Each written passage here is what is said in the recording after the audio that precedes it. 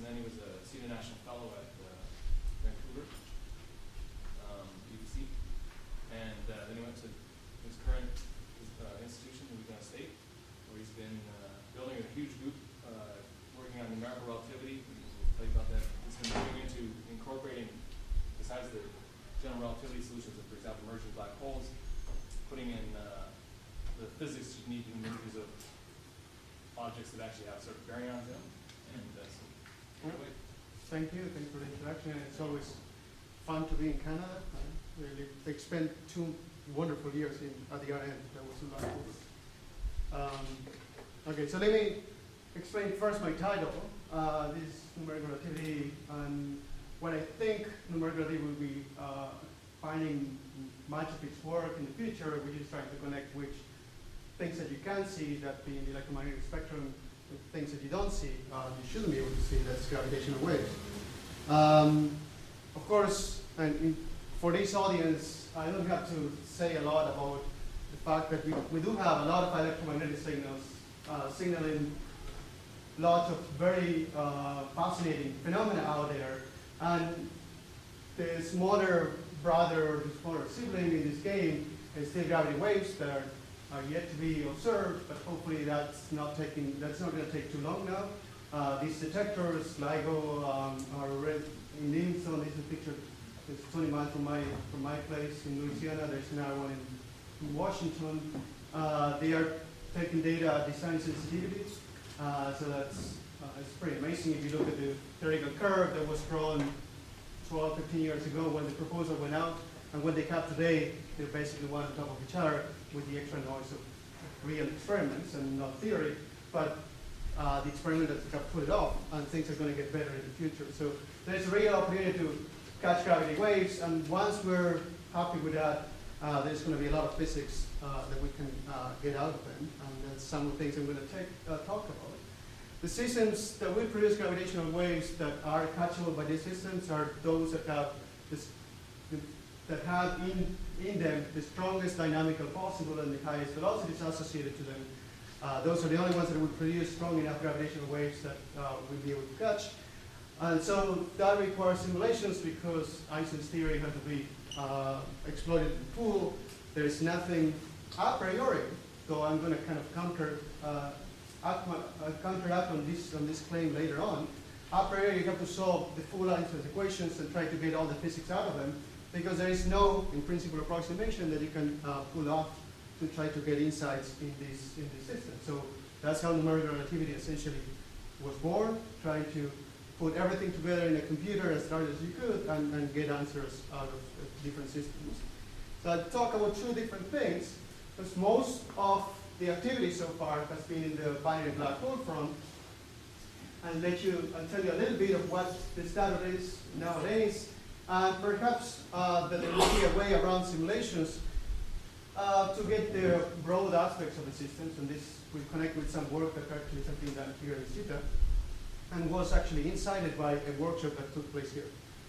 But then I'll move on to what happens beyond binary black holes. When you are just dealing with binary black holes, this is in vacuum. There is only one dissipated mechanism in the system, that being gravitational waves. There is nothing else taking place. But when you turn the knob and include non-vacuum scenarios, then there is a lot of things, a lot of effects that will compete, and hopefully I'll show you some examples of that. So the driver questions, as far as the binary black hole problem is concerned, is 2. Just what's the shape and form of gravitational waves for different configurations, that being masses and spins. We know black holes are described by just 2 parameters, their mass and their spin, essentially we don't believe their charge. So just telling what the mass and spin of a black hole, you uniquely characterize each black hole. So we want to know what is the waveforms that the system of some masses and spins come out, so that then you can go to the data, compare the theoretical expectation with the data itself, and hopefully tell what the system that produced that waveform was all about. And as a side remark, we're also interested to see if there is any surprise at the theory level. I mean, GR, we believe in GR, but there might be surprises. GR might not be the ultimate theory. There might be some things that will not exactly match the theoretical expectations, which will then turn onto the theories to try to explain what's actually going on.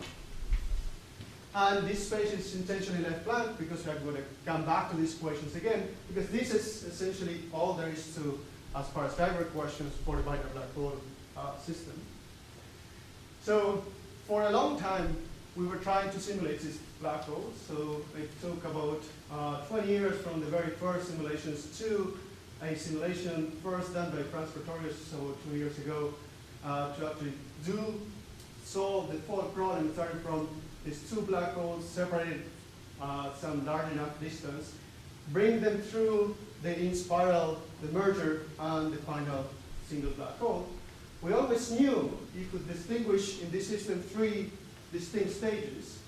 Early on, when they are sufficiently separated, you believe that Newtonian theory with some small corrections called post-Newtonian effects can account for the dynamics of the system. At very late times, you know there's a contractor solution, that being the Kerr black hole solution, that when perturbed brings down as a perturbed bell back to one of these stationary solutions. And we knew for a long time very well these two stages. The question was what happens in the middle. And for that was what numerical simulation was supposed to do.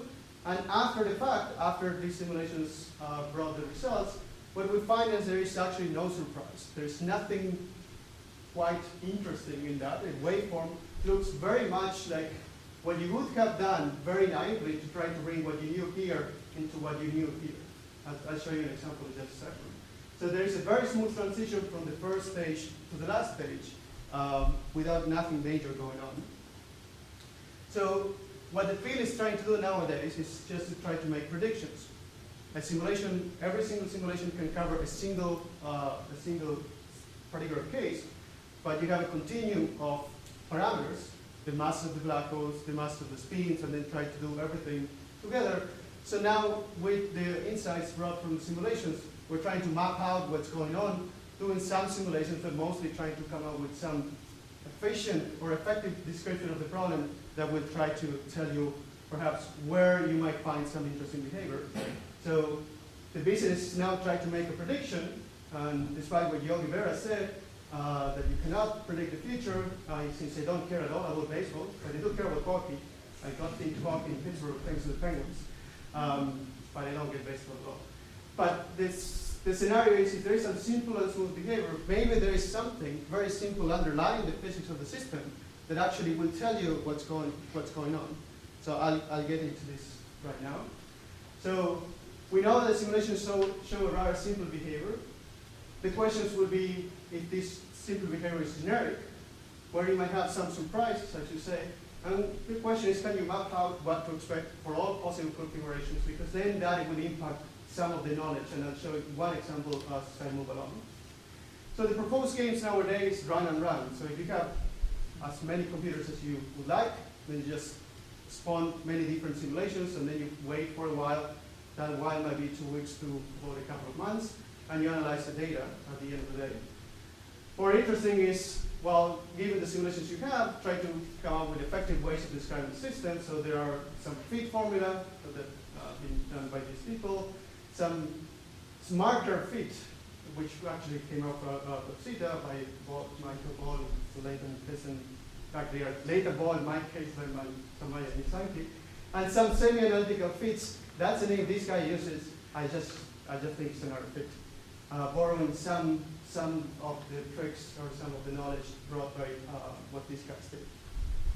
But the question is there anything else? A fit tells you a way to predict numbers. Gives you with some given input, you can just look for another point in the parameter space and try to get answers out of it. But the question that actually was brought up by the workshop that took place in August last year is where there is something else. It's actually telling you about what the physics is behind the system is. So again, I'm going to try to play a game here with you, where I'm going to try to say, given this waveform, for instance, that you just see, so the post-Newtonian behavior ends more or less here, the quasi-normal behavior starts more or less there, and basically you just proceeded to, using the previous knowledge, just use the simplest possible extrapolation from here into here, you would have drawn a curve that very much looked like this. That's why I said there isn't much as far as interesting new stuff going on. We're going to play a game. We're going to say, let's start with two binary black holes with some given masses. And my goal will be to try to predict what the final mass of the black hole will be and what the final spin will be. And that will have impact in a bunch of different fronts, as I'll show you as we move along. And my main goal, again, is going to be to do the very simplest approximation. So I'm going to just put the old joke. I'm going to start with two spherical cows and try to come up with the product that would be another spherical cow coming from the very simple, or the simplest possible description. So let me just establish the rules of the game, and then there's going to be a unique answer to that. You have these two black holes with arbitrary mass and arbitrary spins. For these presentations, I'm going to assume that they have spins that are aligned with the orbital angular momentum, but this is just an artifact, and it's just a simplification. We can do it in general. As these black holes are very, very far apart, or just two particles with any mass, it doesn't matter, the angular momentum, the total angular momentum of the system grows with square root of the distance. So it has, for all intern purposes, infinite angular momentum. Gravitational radiation makes the system lose very gradually that angular momentum. It's getting, the orbit shrinks, they get closer and closer. At some point, the system has no other alternative but just to form a single black hole. And what I'm going to try to do is write a balance law that says the final total angular momentum that a single black hole stationary sitting there would have, which is just a product of its mass and its angular momentum parameter, will be the addition of the individual angular momentum brought by each individual black hole that is spinning with some angular momentum parameter A1 and A2, plus some contribution of the orbital part of the orbital motion.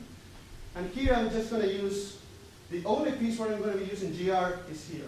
This, if you want, is just Newtonian. If I tell you that a single particle that is spinning with a given angular velocity, you would say its angular momentum is m times that angular velocity.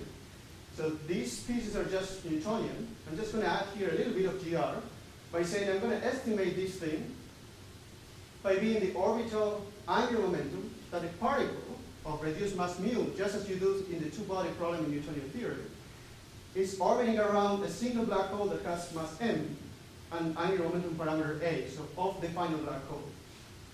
Of course, I haven't told you how to calculate this a, but everything else, if I'm assuming that this mass is just the sum of these two, so here I'm making an error because some mass will be radiated, but we know from numerical simulations that this is not much, it's about at most 10%.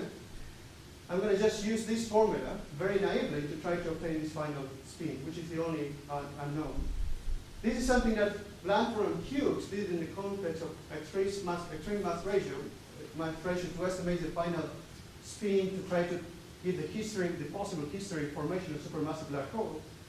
They didn't know how to estimate this term, and therefore they just used the angular momentum parameter of the more massive black hole and the mass of the more massive black hole, and they wrote a very similar law. But actually, we're starting from that, but applying it to all possible mass ratios by using this formula, which is, you can just get out of a simple paper written by Barin and Perez in the 70s or 80s.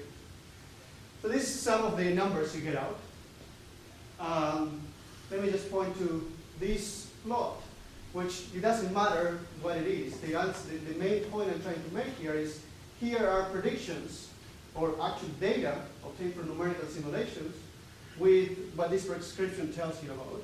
For a case where you start with no initial spin black holes, so these are black holes that just have no spins, and you make them go orbit around each other, form a single black hole, and get the final spin of the black hole. And this is, on top of it is our prediction. So again, there's some differences, but for all intents and purposes, it's getting the job done. This is, again, our prediction in black with some numerical data. There isn't much here, and it turns a little bit here just due to numerical errors. But again, the main message is these two lines are pretty much the same.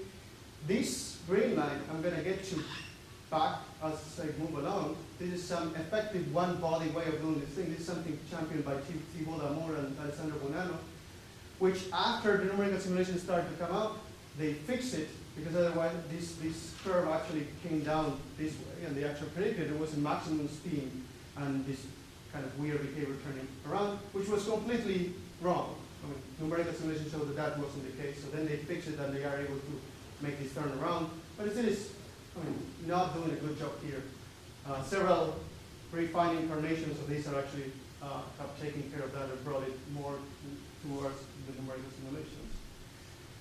One example of this formula where you can use it to is perhaps make contact with supermassive black holes. This is starting from, let me look at this line, which actually is contained here. When you say, suppose you have this maximal black hole, the individual black hole spinning at its maximum possible value, which is 1, and you ask the question, what's going to be the final spin that the black hole that forms after the collision of these two will have? And you get this formula that says if you merge two black holes with the maximal spin but equal masses, your final spin is lower than the maximum value, which is 1.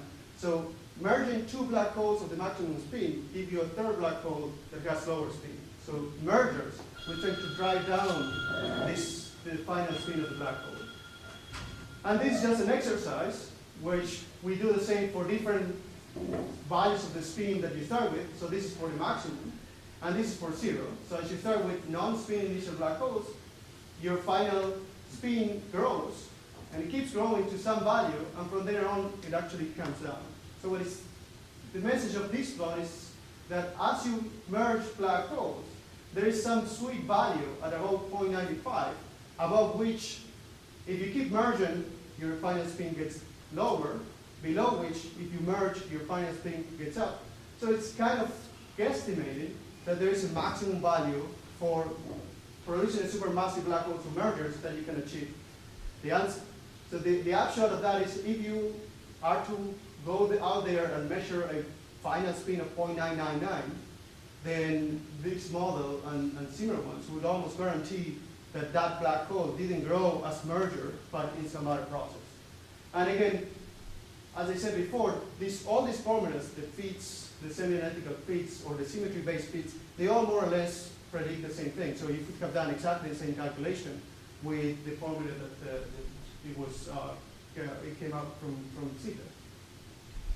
But there is a point that I want to make. This is another example that for general cases, again, our predictions of the numerical values are about the same, but this is not where I'm going to. What I'm going to is the following. Remember what I put in here. I put something that essentially was Newtonian with a little bit of GR that was just a particle on a fixed background to predict what the final answer was going to be. So I'm going to try to keep pushing that forward and see where that takes me. Remember, something we said is that in order to do the full description, we're using post-Newtonian numerical relativity and quasi-normal models. But in the formula I just wrote, I never use anything coming from numerical relativity. I just use this effective description of a particle on a black hole background. So there is a possibility of just doing away with numerical relativity altogether and putting in here just radiation reaction. But let me not go nuts, because that's where I work and people are going to shoot me. So before I'm doing that, there's something else you can do.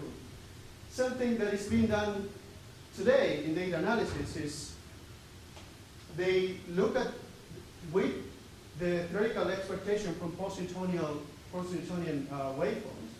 They have a cutoff frequency. They say, well, if you are going to start with these two masses, you are going to believe post-Newtonian theory until some frequency, and there is where you do your theoretical template matched against the data analysis signal, the data signal, and then try to calculate it match. But that frequency at which you cut in current efforts is given by the Schwarzschild frequency of these two masses. So given those two masses, you assume the final black hole will have the addition of the two. That determines uniquely the Schwarzschild frequency. And you say that's as much as I'm going to trust my post-Newtonian techniques. But our little models seem to indicate that you can actually push it a lot further. And that's completely consistent with what numerical simulations have shown. When they compare the numerical relativity answers with the post-Newtonian answer, they seem to agree a lot more than the Schwarzschild frequency would tell you. So you can use this little model, and again, you could use any of these fits, to just say, well, given some combination of masses, your final frequency at which you're going to trust or stop believing your post-Newtonian it's going to be that of the innermost neighborhood circular orbit of the final black hole that has the mass being the addition of the masses, and the final spin being predicted by any of these models. And again, I'm justified to use this because the simple model works, and these simple models didn't use any fit to a numerical data. It was just using pure physics, a simple back of the envelope first principles, if you want. So this is what these guys did. This is one student in Maryland, this was student in data analysis from LSU, one working with me, and this is a postdoc also in LSU. They just explore these possibilities. And I'm just going to show you two pieces of evidence that may say, well, this may be a reasonable idea. Something that we know is that a single black hole that is perturbed rings down with a very precise determined frequency. That frequency is the same thing as the light ring of that black hole. So given a black hole, if you remember your GR, or if you don't, let me just say this, make this comment. Given a black hole, we distinguish two particular radii, and associated to them there are two particular frequencies. One is called the innermost stable circular orbit. That's a radius from the black hole, at which point, if you start a particle in a geodesic, a circular geodesic, it's not going to be able to maintain that geodesic if you perturb it a little bit. If you're further away, you perturb it a little bit, and it will just stay in that geodesic. You go inside the ISCO, you touch it, and it will just fall into the black hole invariably. That's for a particle, and it's called the ISCO. If you think of a photon now, that's called the light ring, and it's the same thing. It's an arc radius closer to the black hole, at which point if you start a photon going in a circular trajectory, if you perturb it, it will just fall in. So we know that gravitational waves of this black hole that is perturbed decay with a particular frequency given by the light ring. And the intuitive picture is that anything, if a photon cannot escape, nothing can escape. And that frequency is the limiting frequency that then just matches any perturbation has to fall in the black hole, and eventually everything is going to radiate down to a stationary black hole. So what this guy did is the following exercise. Something that is useful whenever you're doing any data analysis of any particular process that you care about, is to compute this thing called the time frequency volume, that it says, if this process is going to sweep from one frequency into another one within some given amount of time, the product of the two tell you more or less the weight, how important that little process is. If that process, however important might seem, happens to be a product of delta t times delta f essentially 0, you're not going to see it in your data analysis. It plays no weight in your output. So what it is compute these using three different measures. One, you know this difference in frequency, that is given by the frequency associated to the light ring minus the frequency associated to the ISCO. And they computed delta time using three different ways. One is the Newtonian free fall time from the ISCO to the light ring. Another one is how much a particle will take driven by quadruple radiation to go from the ISCO, from the ISCO to the light ring. And the third one is just integrated geodesical in curve, starting from the ISCO and crossing the light ring. So these are three different ways of doing the calculation. And only this third one matches very well with the numerical results. So these boxes are the numerical results, and this one is the one you get here. Something else you can do is to say, well, let me go back to the point number one, where I actually try to do away with numerical relativity and replaceable radiation reaction. We don't have a code to do the radiation reaction trajectory of a particle starting from the ISCO and ending up in the light ring. But I'm just going to calculate the geodesic, the same one that these guys used to calculate this time. And using the quadruple formula, I'm going to get the waveforms out from a particle that starts at the ISCO and ends up in the light ring. And compare it with what happens before that, which is where I say use post-Newtonian. So this is a post-Newtonian up to the ISCO, which ends up here. And this is what is a simple particle with mass, reduced mass mu, orbiting in this final black hole where you can predict the mass and the spin, and obtaining the waveforms from the quadruple formula looks like. So aside from this little gap here, they look very much the same. So if I actually put the numerical relativity simulations in front of it, and I make these lines a bit thick, about 3 or 4% thick, then you wouldn't distinguish one from the other one. And this 3-4% is important because LIGO has that error built in. So LIGO will not be able to distinguish this waveform from the numerical one just because of its inherent error. Things will change in the future, but that's the situation nowadays. What mass ratio is that done at? This is the equal mass ratio, but I've done it to even the 1 to 6 and the same thing plus. So it's just, I mean, it is something that it's not supposed to be a very sharp measure of what's going on, but it's a kind of a posterior explanation of why we see this very simple behavior. We see essentially a post-Newtonian behavior all the way to the ISCO. These objects are going kind of quasi-adiabatically around each other. The velocities involved are not too high. Post-Newtonian is able to capture the dynamics very well. But after the ISCO, gravitational waves plays a very minor role. What we know it's happened is just essentially the so quote-unquote potential. It's just dominating the whole behavior. I know if I start a particle, from the light ring, from the ISCO to the light ring, it takes about 2.5 orbits to fall in, and that's as many orbits we see before the black holes merge. So if it's non-circular though, Right, so if it's not circular, this calculation wouldn't work. You have to account from the orbital contribution of an elliptic trajectory. And people have done this. So after our work, people in Jena actually did that. And again, it matches very, very well. You wouldn't expect this to happen in nature, though, because gravitational radiation circularizes the orbit, unless there is some extra agent that hits one a little bit. But again, a very simple, basically potential kind of first order behavior just tells you what's going on for the most part. So if you go along with me, then, well, it probably should be filing an application with Walmart because I will be out of a job. But then I'm trying to see how I'm going to save my career. So first I'm going to have to say, I kind of was a bit provocative. And what I presented before was a way to first say, kind of explain what is the main processes governing the dynamic. Second, it's a direct attack. Oh, shoot, you're taking this. Well, it's a subtle trying to make contact with what Damour is doing. So Damour has this effective one-body approach that tries to describe everything with respect to a particle undergoing a dynamics over a single black hole that is non-spinning. And he has to add, or they have to add a few correcting terms to actually match what is being seen.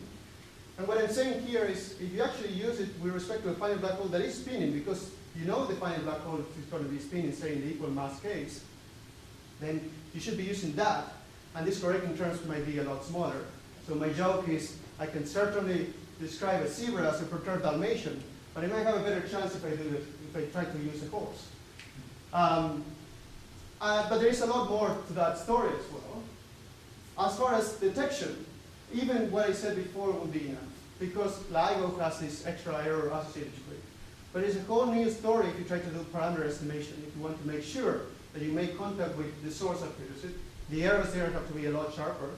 And I don't even want to get into what LISA requirements are. LISA is going to have a signal-to-noise ratio that is so good that I think there is not really a good understanding on our side from numerical simulations of how to pull up enough accuracy, even using the best techniques out there, spectral methods, etc. We're not going to have enough accuracy to give LISA as good information as it needs today. So there's going to be some extra work that we need to do.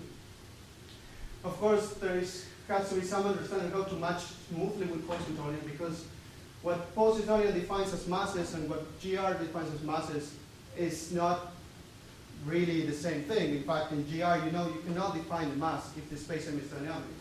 So there is going to be some compromise that we'll have to make, and things will work, but there is some activity on this front.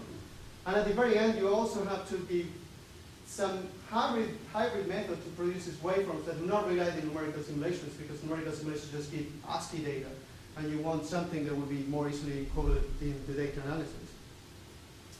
But, and this goes back to what I said early on, there is a lot more life beyond vacuum scenarios, and that's what I'm going to get into now. So I'm going to switch gears, forget about black holes, just talk about neutron stars, in particular binary neutron stars, because we know they are an likely source of gravitational waves. LIGO today will not see the merger of two neutron stars unless they happen in our galaxy because of the sensitivity. Advanced LIGO, so what's going to happen 5 years from now, is contemplating the idea of having tunable detectors. So if you know that there's going to be some sweet piece of physics at some regime, LIGO might have the ability to actually improve sensitivity in a particular part of the band if it knows that there's going to be something good to look for there. And there are plans at the moment trying to think about where to do this. So it's important to know, to tell them where it's going to be a worthwhile thing to do. The system is going to be more complex. So this scenario system where you might want to study where the simplicity in the waveforms actually stand up. In fact, the answer is going to be absolutely no. There's a lot more, there's many more effects that can happen here that will break this very simple quasi-adiabatic behavior. And I'll show you some examples as we go along.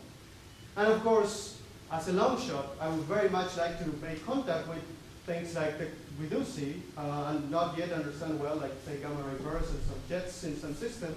And for that, you have to put everything in place. So this is a collaboration done with Matt Anderson, Carlos Valenzuela, Patrick Model, David Nielsen, Eric Kirschman, Steve Living, and Joel Trolin. They're kind of distributed between LSU, Brigham Young University, and Long Island University. So the driver questions, and going back to that transparency I showed before, again, you want to know what gravity waves the theoretical expectation is so that you can compare with the data. You want to see if there is any surprise that you didn't think of at the theory level. But there is a lot more, because as I said, here, there's more than one dissipated mechanism. So you like to know whether you can see in the waveforms, the equation of state of the star, how some either hydrodynamic or magnetic instabilities play a role in the system. What signatures can you use at the gravitational wave level to distinguish these things? In fact, one of the things that LIGO has been promising is that for the first time you're going to be able to get, hopefully cleanly, the equation of state of the neutron star. And as you bring in more physics, it's not clear that this is going to be something that is doable. So you like to understand that. And also you'd like to understand where and how you should catch these features, which again ties into these tunable detectors. And if we are going to make contact with, say, these gamma ray burst models that the leading models require magnetic fields to play a major role, we'd like to know where magnetic fields can actually be amplified to the levels that these theoretical expectations require, and or where the timescales involved in the systems are enough for some effects called for on the astrophysics theory, where you're going to have enough time to actually build up those effects in the GR case. And that the answer to that, for some cases, is actually no.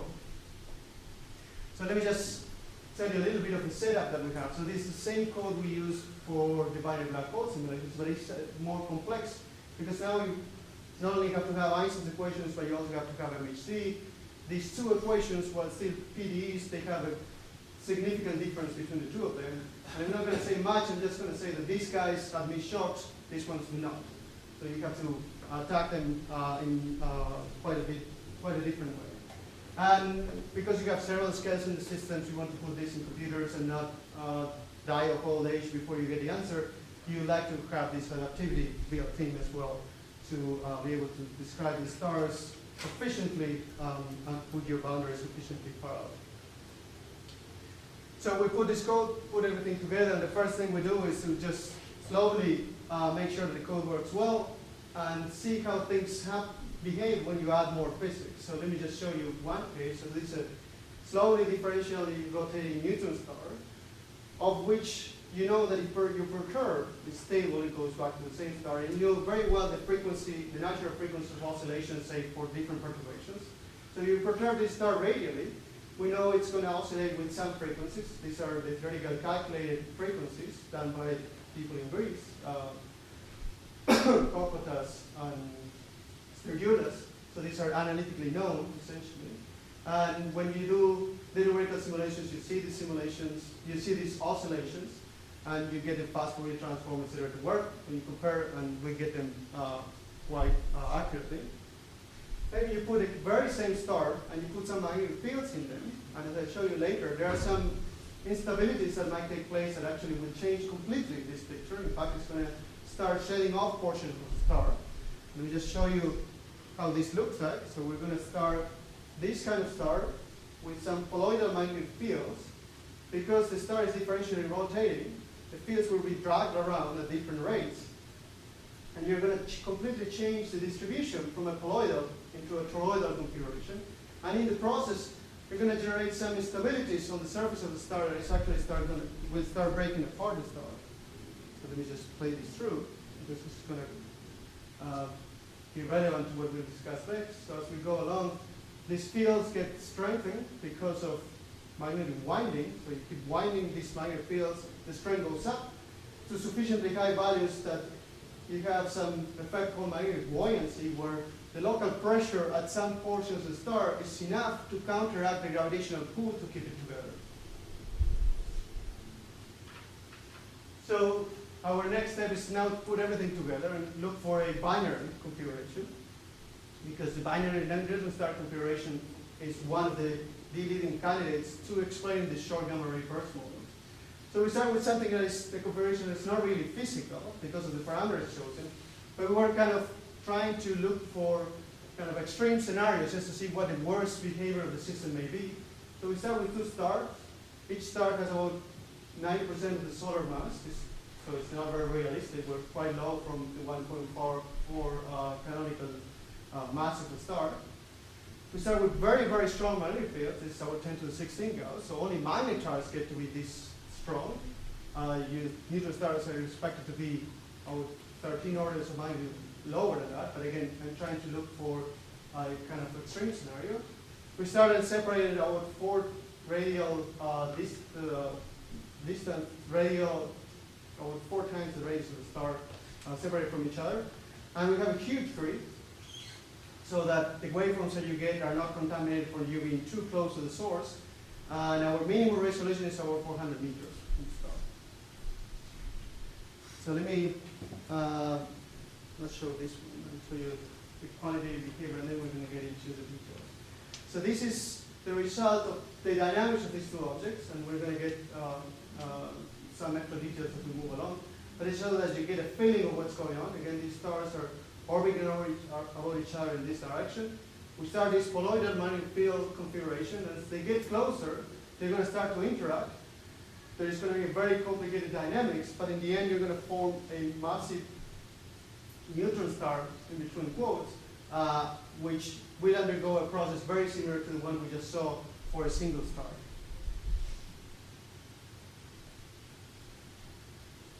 So then here you see the magnetic field line changing their topology, if you will, and then starting to move around, and is what John Hawley calls a bad comb over. And what the color map here just telling you the pattern flow of the fluid. And here you were forming a bar. This bar will generate strong gravitational waves, and whether the magnetic fields are present or not will have an impact in the type of waves you see. So we just kind of divide the problem in some stages, because one of the things I said that we are after is to try to see if gravitational waves can actually provide further clues on these systems, where we can pin down the masses, the equation of states, and the magnetic field. So we'd like to know that the combination of some effects will not just mess up things. So if changing the equation of state will impact the gravitational wave production about in the same way as, say, increasing the magnetic field, it will be hard for us to tell the difference between one case and another. So what I'm going to be after now is trying to see if there's going to be dominant effects through different stages. So the first one is the pre-merger.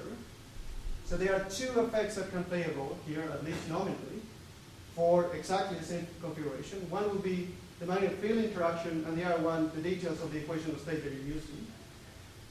If we ignore the equation of state, there is something we can say about the magnetic fields. We know we can do back of the envelope calculations, look very much like post-Newtonian calculation, about what is going to be the effect of these magnetic fields. Essentially, you have 2 dipoles, and the way we're doing things here aligned So if you try to bring them together, it's like trying to bring together two magnets. There's this repulsive force that will be induced.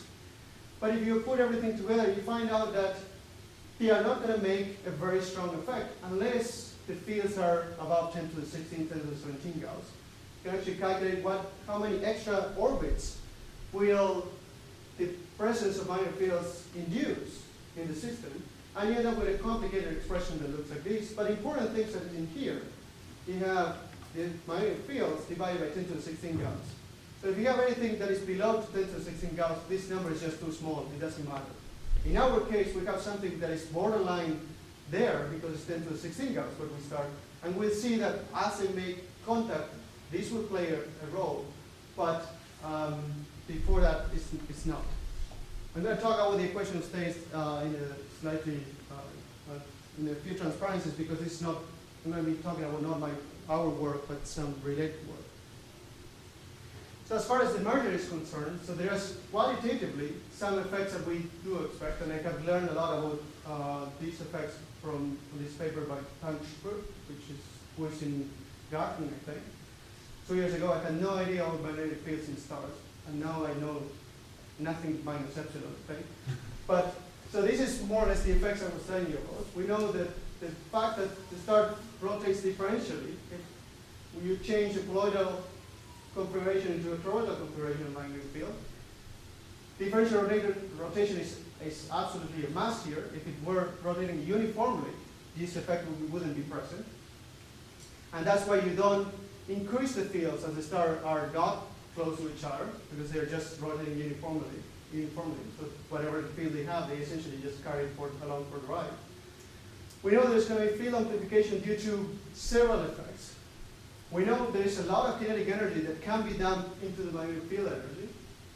We know as well that as this winding takes place, the field grows linearly just due to the winding itself. And then if the star is going to collapse to a black hole, as the collapse takes place, there is compression of the field lines that also brings the strength up.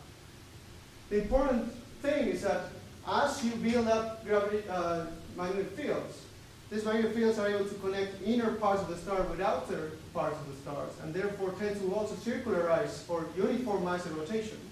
If that takes place in a non-trivial manner, it will change the rotation pattern, and therefore that will impact the gravitational waves. And this is something that at least qualitatively we know, we want to see if it takes place or not. I'm going to put head-to-head two simulations, one without magnetic fields and one with. So this is the two cases. I'm going to run this first. There is a lot of details that can be obtained from here, but there is one that I care the most about. It's the maximum velocity that you see in the simulation. So this number is kind of small, and I'll just tell you what the answer is going to be. In this case, in the unmagnetized case, the maximum speed that we see is about 30% the speed of light. Also, as these stars come together, you're going to see the central densities of the star coming together, but also will come apart if you get to the co-rotating frame of the stars. You have this oscillatory motion that as you radiate gravitational waves, they get together, closer together to form a single hypermassive star. So this is the star getting contact. There is some Kevin-Cohen stability going on there, some funny behavior at the outskirts. But this number never gets over 30, 32%. And then you have these brighter bulges that are coming together and apart. We'll see better this affecting the gravitational wave signature. And as the system evolves, the star slowly begins to collapse, and shortly after this frame, a black hole is formed. Let me show you the other case now. And the important thing is this number will go now to about 80% of the speed of light. So you're pushing low density stuff, material, at very, very high speeds outside. You see these kind of cavities that are on the side, which we'll discuss a little bit further in the next transparency. And then it's hard to see here, but I have another plot that will make it more clear. This structure is a lot more spherical, axisymmetric, than the one we saw before. Another important thing is this is a snapshot taken at exactly the very same time in both cases, right after, a little bit after the stars the outskirts of the star have touched each other. For the same density contours, these two bulges are a lot closer in the unmagnetized case than in the magnetized case. What happened here is the collision, this induced some shear energy that gets very quickly transferred into magnetic field energy. This goes, the field goes about 10 to the 17 Gauss, and all of a sudden you create enough magnetic repulsion for the stars to not want to come together that quickly. And this is something that was observed before by Price and Roswell in 2006 using SPH simulations. So let me just show you some other details starting from the bottom up. This is the typical rotation, the typical picture you will get for a differentially rotating star, which tells you for this density, you don't have any density above or at this value at the center. This is the bulges that you have, so it's a lot more extreme example of our Earth being kind of ellipsoidal. And these kind of cavities in here are product of something that is called Tyler's instability or magnetic buoyancy. What you have done is essentially you created some vortices here. As the fluid goes around in these vortices, drags along magnetic field, and this becomes sufficiently strong that makes this little part to be buoyant, and then it starts shedding out of the star at that density, of course. This kind of the standard plot.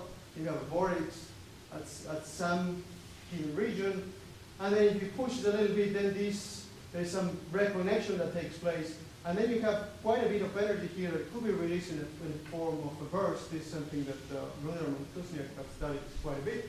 It happens at about 10 to the 17 Gauss in these stars, which is interesting because that's the value at which our field saturates. So it grows from 10 to the 16 to the 10 to the 17, and it stays there. This process takes place several times. And this is an example where everything in yellowish or from kind of reddish up, from red and yellow, is telling you what local region is already able to counteract the pull of gravity. So if you see what happens a little bit after this little chunk is actually coming out in this direction. This chunk is going out in kind of diagonal upwards direction due to this magnetic buoyancy effect. Let me just comment on this. About the bulk dynamics and how this affects the rest, let me just point out two things.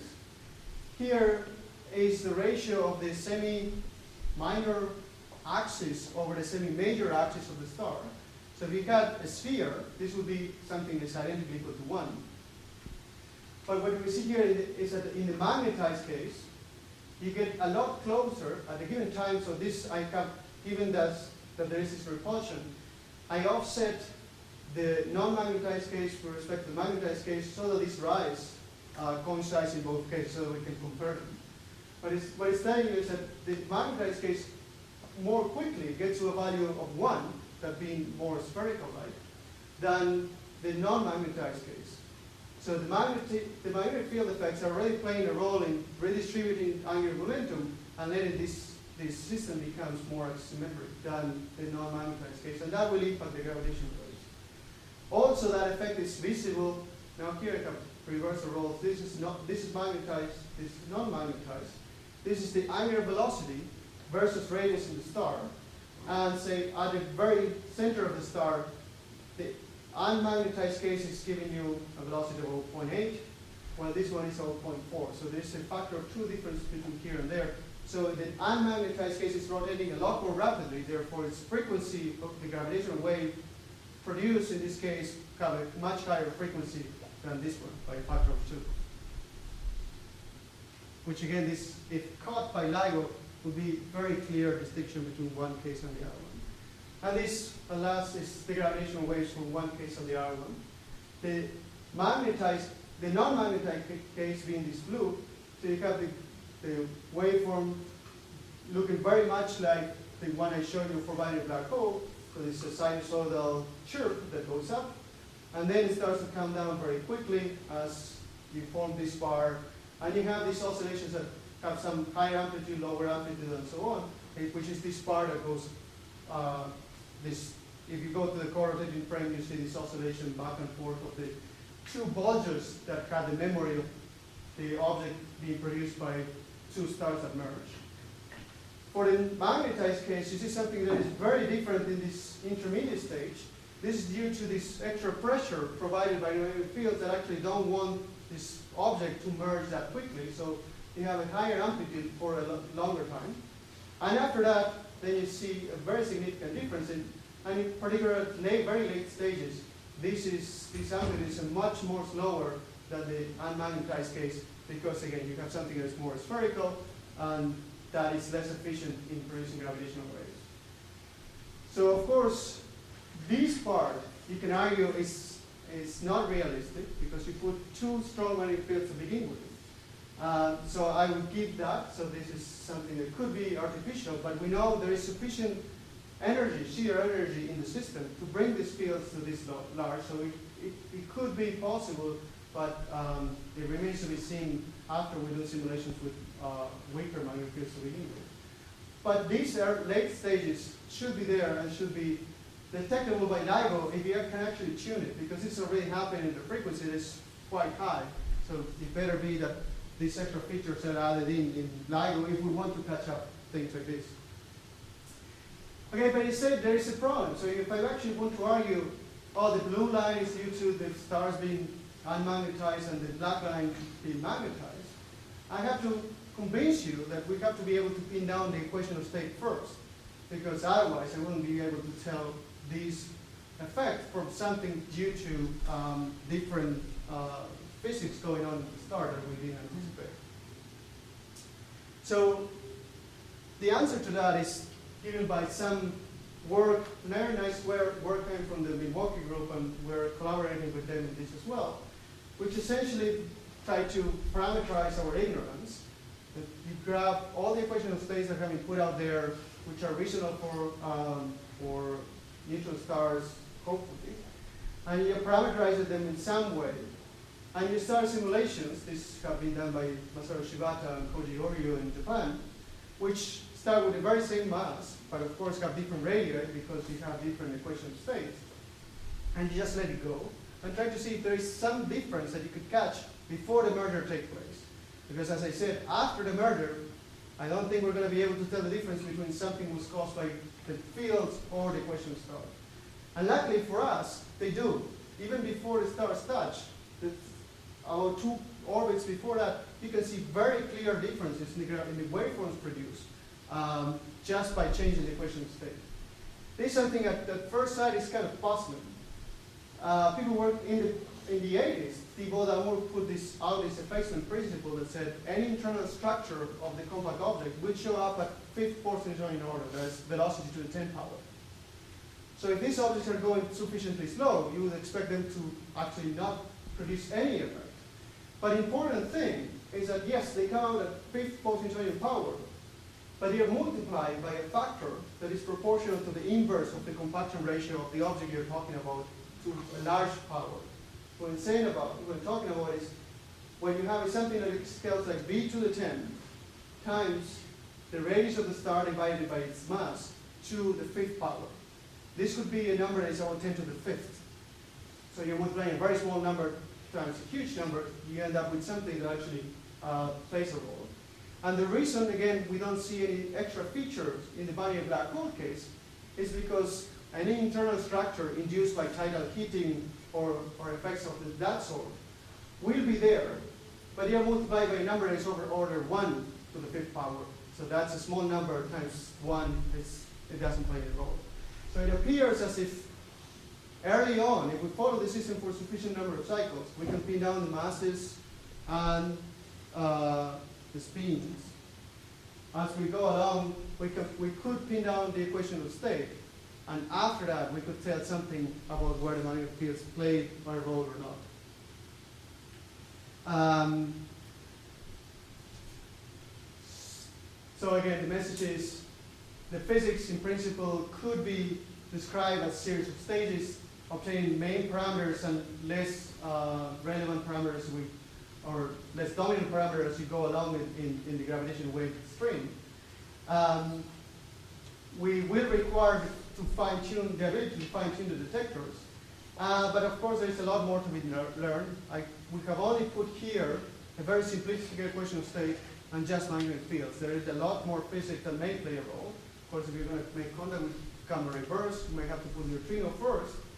And it's important for binary neutron stars because black hole neutron stars are starting to become a bit less relevant, between quotes, to gamma ray bursts because the disks they seem to be able to form is just not massive enough. You need about 1% of the mass in the disk for these models to actually do its magic.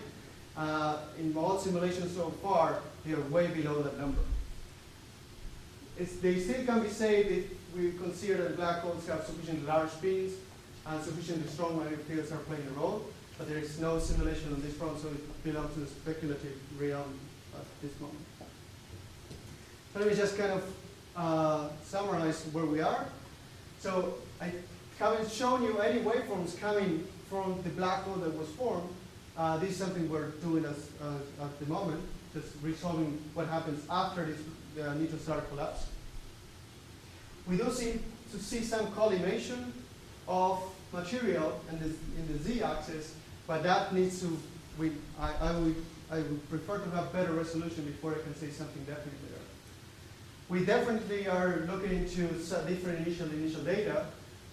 We fields that are at most 10 to the 13 Gauss, so try to make a connection with possible realistic scenarios. And we're using these parametric equation of states that the Milwaukee group was working with to actually see what other differences might be there. And we're looking very closely at this question where there is sufficient time for different processes to take place. So for instance, something that some models ask for is for this merged object to hang in there for above 100 milliseconds, between 100 and 200 milliseconds. So far, the evidence from the numerical simulations that the objects do not hang that long, which then means some processes are not going to play a role, but it also means that I can do something simpler. And I'll say something in just a second. We're putting more infrastructure in the code, but you don't care about that. The important thing is we're actually starting to put radiation transport in the code in collaboration with Adam Burrows, Christian Odd, and Stan Woosley. And this brings me back to this. Because the process takes so short, we don't really need to worry at the first crack of it to do this in radiation transport. Some leakage scheme that accounts for the energy that neutrinos will take away might do just well. So that's our first iteration. We're doing some things in black hole neutron stars, and essentially the thing that we're going after is trying to see if magnetic fields would actually lead to heavier disks, because otherwise it doesn't seem to be a very likely system for making contact with gamma ray bursts. We're adding a lot more about infrastructure as you begin to come out with fancier or more realistic descriptions. The numerical computation goes through the roof. Of course, everyone is excited about these petascale machines coming, but I can say with a straight face that no one really knows how to use them because of the peculiarities of the machine. Of course, we can put them there. We can use 10 to the 5 processors, but we're going to do it in a very inefficient way. And there's a lot more work to be done here. In some collaboration with Thomas Sterling, who is one of the co-inventors of the Greenwald cluster, we're actually looking at how to take advantage of these machines. And I think I'm going to stop here. Thank you.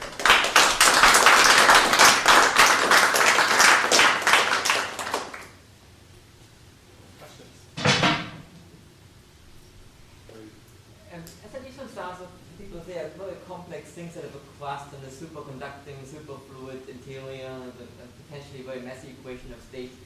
I mean, are these really, when you talk about being able to model waveforms of neutron stars, of treating them as a gamma equal to perfect fluid, is that, and can you really, and if they can deduce the equation of states based on assuming everything else is ideal, don't details like whether or not magnetic field are frozen into a crust and whether they're superfluid and superconducting, doesn't that have at least as big an impact as any softness and other parameters that you're varying? Yeah, absolutely. So these are things that have to be looked at. So in particular, these model the crust.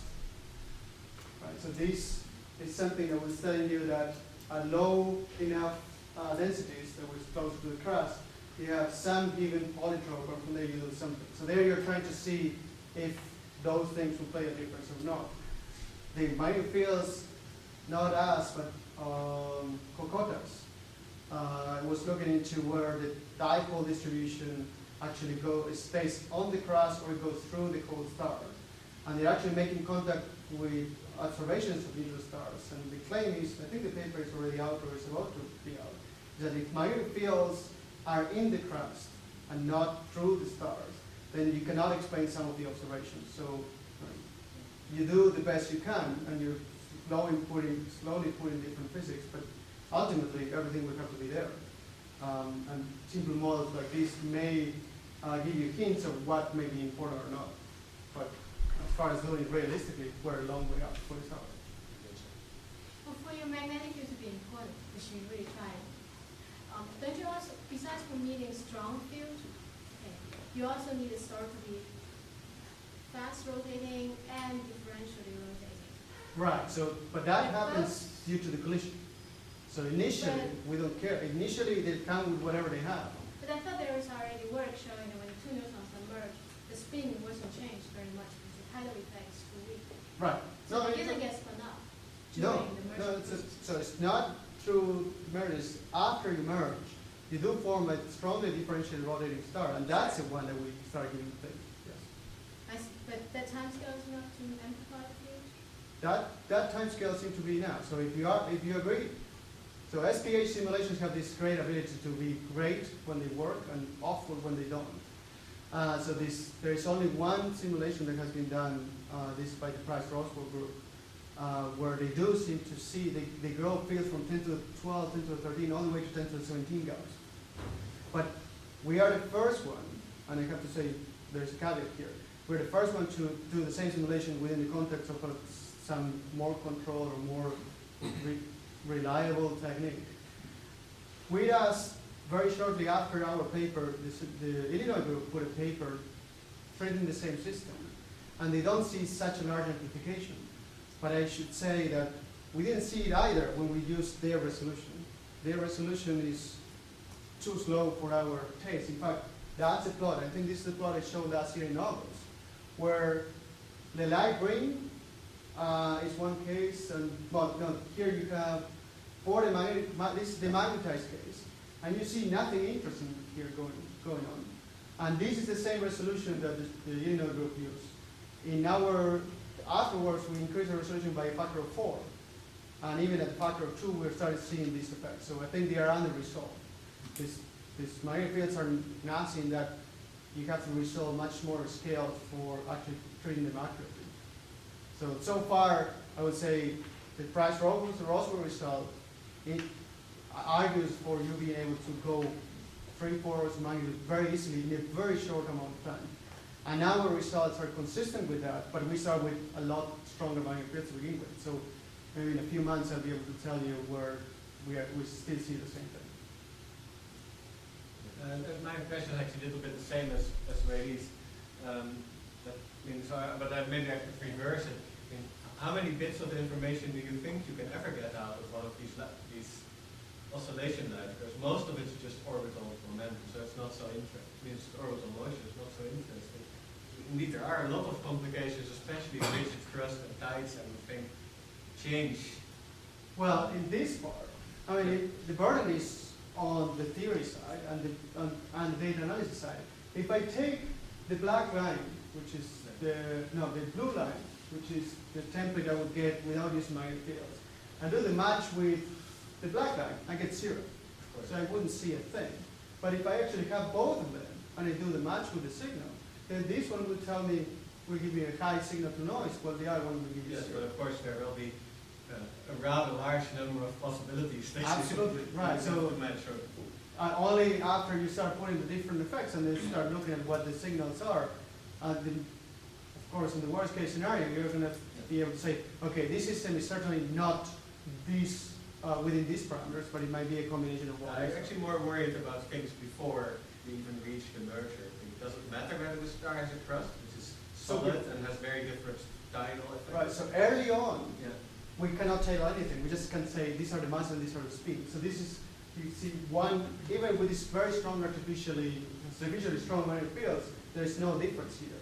So we cannot see anything. We cannot see the structure, the inner structure of the star, we cannot see the magnetic fields.